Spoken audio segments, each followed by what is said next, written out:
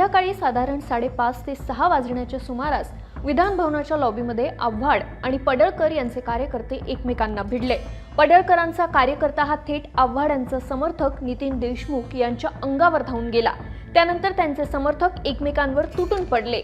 या झटापटीत देशमुख यांचा शर्टही फाटला। विधान भवन परिसरात झालेल्या गोंधळानंतर रात्रभर तणावपूर्ण वातावरण निर्माण झालं। राष्ट्रवादी काँग्रेस शरद पवार गटाचे आमदार जितेंद्र आव्हाड यांचा कार्यकर्ता नितीन देशमुख याला रात्री 12 वाजता पोलिसांनी थेट विधान भवनातून अटक केली।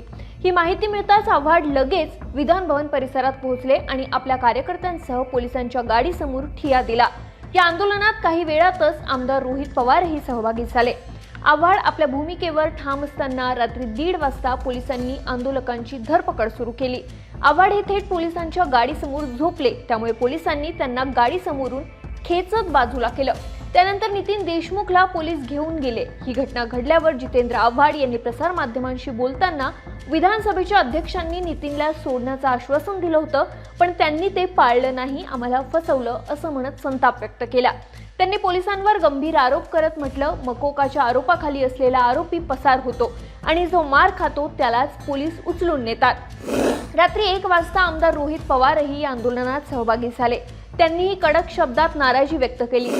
यानंतर हे दोन्ही आमदार आणि पक्षाचे कार्यकर्ते मरीन ड्राईव्ह पोलीस ठाण्यात गेले, मात्र नितीन देशमुख तिथे नव्हते। पोलिसांनी सांगितलं की त्याला आझाद मैदान पोलीस ठाण्यात नेण्यात आलं आहे। तिथे पोहोचल्यानंतरही देशमुख तिथे नव्हते, त्यामुळे संतप्त कार्यकर्त्यांनी जोरदार घोषणाबाजी सुरू केली। अखेर माहिती मिळाली की नितीन देशमुख याला वैद्यकीय तपासणीसाठी रुग्णालयात दाखल करण्यात आलंय। त्यानंतर आव्हाड आणि रोहित पवार आपल्या कार्यकर्त्यांसह तिथे पोहोचले। त्यांनी देशमुखची भेट घेऊन विचारपूस केली। आव्हाडांनी नंतर माध्यमांशी बोलताना सांगितलं की देशमुखला मार लागलाय, त्याला काही व्हायला नको। या संपूर्ण घटनेनंतर विधान भवन प्रशासनाने सुरक्षेच्या कारणास्तव कठोर नियम लागू केले आहेत। आजपासून अभ्यंगतांना विधान भवनात प्रवेश नाही, केवळ सरकारी अधिकाऱ्यांनाच प्रवेश दिला जातोय, तर इतर व्यक्तींना फक्त विशेष परवानगी पत्र असल्यासच प्रवेश मिळणार आहे। याशिवाय पिवळ्या रंगाचा पास असलेल्या कोणत्याही व्यक्तीला विधान भवनात मज्जाव करण्यात आलेला आहे। ही संपूर्ण घटना केवळ एक अटकेपुरती मर्यादित राहिली नाही, तर ती थेट विधान भवनातली शिस्त, पोलिसांची भूमिका आणि सत्ताधाऱ्यांच्या वचनबद्धतेवर प्रश्न उपस्थित करणारी ठरली।